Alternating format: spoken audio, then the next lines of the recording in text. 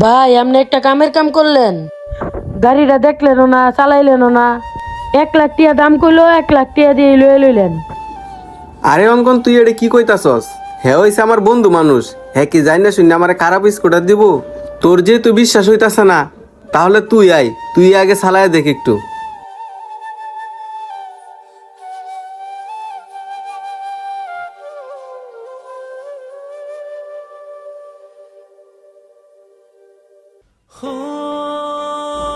কি হয়েছে চাচা, গাড়িটা দিয়ে এভাবে আতাইতাছেন, কোনো সমস্যা নাকি?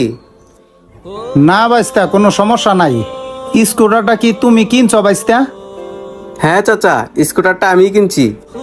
বাইস্তা, স্কুটারটা দেখার কারণ হইল স্কুটারটা আমারই ছিল, আমি বিক্রি করে দিছি যে কোনো কারণবশতে।